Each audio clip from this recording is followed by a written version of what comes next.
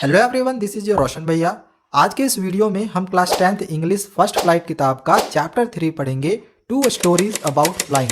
इसमें दो पार्ट है, जिसमें से पहला पार्ट है हिज फर्स्ट फ्लाइट। पहले इसको पढ़ लेते हैं, देन फिर आगे वाले पार्ट को भी पढ़ेंगे। तो ये जो हिज फर्स्ट फ्लाइट है, इसको लिखा है लियाम ओ फ्लैरदी ने। ये जो स्टोरी है ये बेस्ड है एक यंग सीगल पर, जिसको उड़ने से डर लगता है। वह उड़ नहीं पाता है क्योंकि उसको अपने पंखों पर विश्वास ही नहीं है।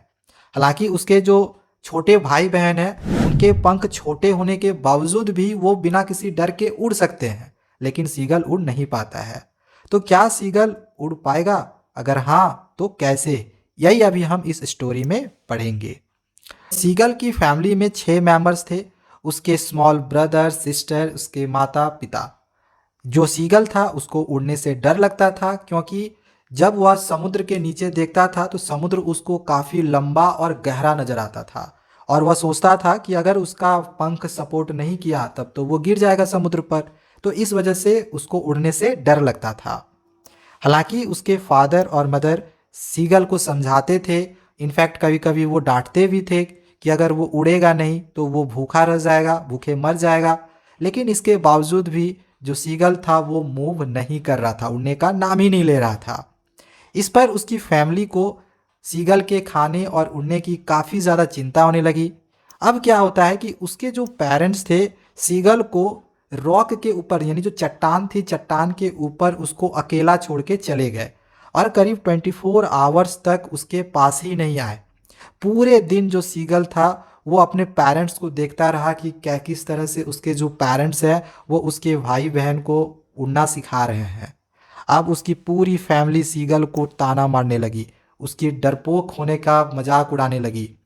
अब धीरे धीरे क्या होता है कि गर्मी काफ़ी ज़्यादा बढ़ने लगा, और काफ़ी ज़्यादा देर तक खड़ा रहने की वजह से सीगल को भूख भी लगने लगा। गर्मी और भूख ये दोनों ही लगने लगे, और जैसे जैसे समय और बीता, सीगल अब भूख और गर्मी ये दोनों ही बर्दाश्त नहीं कर पाने लगा।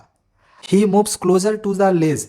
पहाड़ का जो निकला हुआ हिस्सा रहता है ना, उसको हम लेज कहते हैं। तो वो धीरे धीरे पहाड़ का निकला हुआ हिस्सा तक पहुंच गया, और पहुंचने के बाद वहां पे वो प्रिटेंड्स करने लगा, मतलब नाटक करने लगा सोने का, ताकि उसके पास सब कोई आए।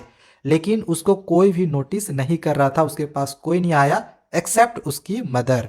उसकी माँ ही सिर्फ थी जो कि उसको नोटिस कर रही थी।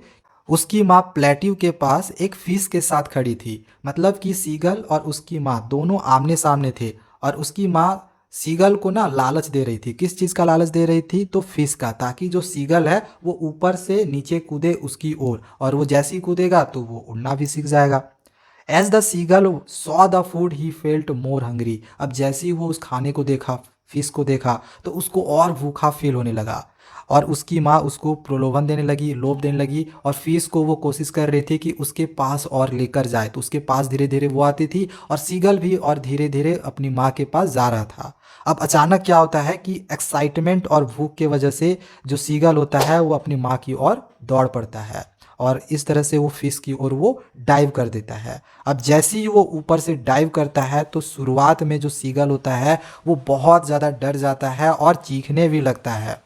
बट सुन, जल्द ही उसके जो पंख होते हैं वो फैल जाते हैं बाहर की ओर, और फिर वो उड़ना शुरू कर देता है स्लोली स्लोली। कभी वो डाउनवर्ड जाता है तो कभी अपवर्ड जाता है, और इस तरह से उसका जो एक डर था उड़ने का वो ख़त्म हो जाता है। अब वो ऊंची ऊंची उड़ान लेने लगा, और खुशी से वो चीखने भी लगा। उसके पूरे फैमिली मेम्बर्स सेलिब्रेट करने लगे, इस विक्ट्री को चीयर करने लगे, उसके चारों तरफ डांस भी करने लगे। बाद में उसने फिर समुद्र में तैरने का भी प्रयास किया। पहले तो अभी वो उड़ रहा था ना, समुद्र में तैर तो नहीं रहा था। उसको समुद्र में तैरने पर भी डर लग रहा था, वो सोच रहा था समुद्र में कहीं डूब ना जाए। तो समुद्र के सामने जैसे ही वो तैरने के लिए जा रहा था तो उसका पैर जो था वो समुद्र के नीचे अंदर चला जा रहा था, और उसको लग भी रहा था कि अब तो हम डूब जाएंगे। और उसको बहुत ज़्यादा भूख भी लगा हुआ था, थक भी गया था, गर्मी भी लग रही थी, जिसके वजह से वो थक के पानी पर गिर भी गया। उसके जो पेट थे वो पानी पे टच भी हो गए। हालांकि सीगल एक ऐसा पंछी है जो पानी के अंदर डूबता नहीं है, तो जैसे ही वो पानी के अंदर उसका बेली टच किया तो वो तैरने लग गया, और इस तरह से उसका जो डर था तैरने वाला भी वो भी ख़त्म हो गया। एंड इस तरह से जो उसकी पहली उड़ान थी वो सफलतापूर्वक पूरी हो गई। तो ये आपका पार्ट 1 था।